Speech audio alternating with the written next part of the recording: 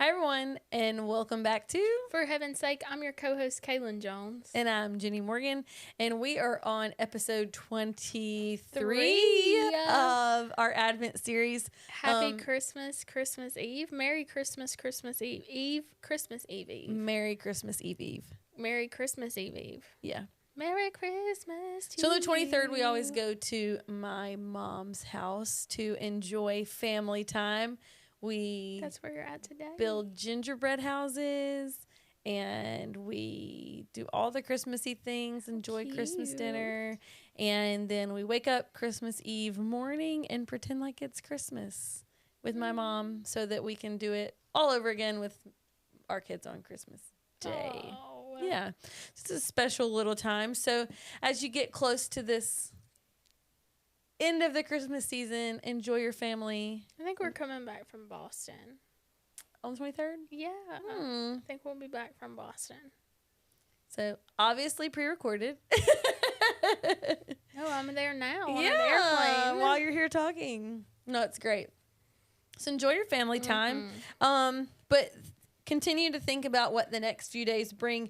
And today we're going to talk about the angel of the Lord that met with Joseph in his dream in Matthew 2 and 13. And so it says, Matthew 2:13 through 18 says, after the wise men were gone, the angel of the Lord appeared to Joseph in a dream. Get up, flee to Egypt with the child and his mother. The angel said, stay there until I tell you to return, because Herod is going to search for the child to kill him.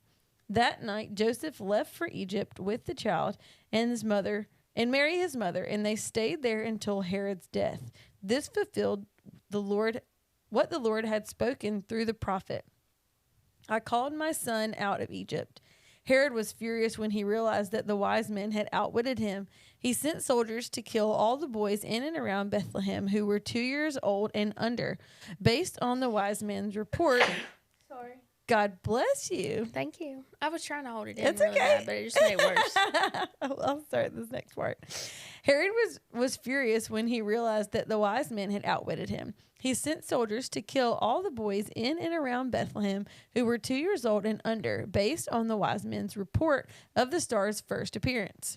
Herod's brutal actions fulfilled what God had spoken through the prophet Jeremiah. A cry heard in Ramah, weeping and great mourning. Rachel weeps for her children, refused to be comforted, for they are dead.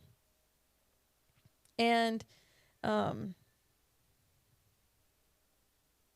next part's what you're doing. I was like, where do I stop?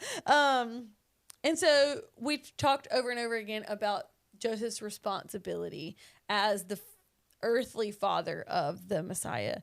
And this is just another instance where not only did he have to be in a place where the Lord would talk to him but then be obedient in doing so. So he has gone from Nazareth to Bethlehem, has raised his kid in Bethlehem for this extended period of time. I mean, at least 2 years or more. Yeah. And then is now taking the three of them to, and like, who knows at this point if they've had any of their other children. Yeah. Like, I don't know, you know? Yeah. And taking them all the way to Egypt to protect Jesus. So he had to be prepared to receive guidance from God and act without question. That was a part of the responsibility that was entrusted to him. And that the angel gave clear direction for them to get up and flee to Egypt. That this was a prophecy that was... Can you imagine like an angel coming to you at night going, run? No, I'd be scared to death. Like, okay. Scared. Oh, But right like, now. how many times would we question that? We'd be like, man, I ate some bad pizza. No, if an angel came to me and said, run, I'd be like, where? Get up and go. That's why he would tell Caleb, not me. Logical. Well, he'd have to tell Caleb because I would be like, I think I had this dream last night when like an angel came and said run, and I think we're supposed to run, and Caleb would be like, oh my gosh, yeah, he'd have to come to both of us for sure. It would be a Mary Joseph situation. He just came to Joseph this time. Must have trusted him. Yeah.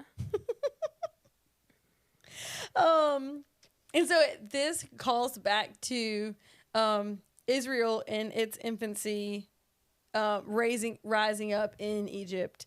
And just as Jesus is going to end up being raised a few years in Egypt, and then we'll see leaving. But that both of these things that God led them and will lead them in our story out at an appointed time. That everything that God does is at an appointed time. And we need to be mindful of either acting in obedience immediately, like Joseph does, or waiting for an appointed time like Moses did. That both of those things happen at specific times for specific reasons to do what God wanted to do in that time. And that we have to either be willing to move or be willing to wait based on what Jesus is saying, and be listening in a way that leads us to obedience.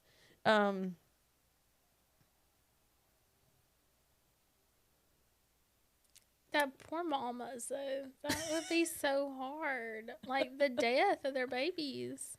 Oh, yeah. I was like, Two. I thought you were talking about Mary. Yeah, No. that's true. Two And that's or what the under. prophecy was about, the fact that they were mourning, that they couldn't even be comforted. Like, Yeah. it's horrible. And we see that this angel of the Lord that appeared to him then, that the angel was there before his birth, during his birth, after his birth, guiding his life. We see the angels come to him whenever he is in the desert. We see angels all throughout his life. And then even at his resurrection, you see him as well. Just that, I said it over and over again, this intertwined deity and humanity, that the angels are guiding the actions of the humans who are responsible for making sure that what God's will is comes to pass. And that they don't let the people's, I don't want to say stupidity, but like people's, like their own actions, their own will stand in the way of what God had already appointed to happen. And ignorance, Yeah, for sure. and just guiding them.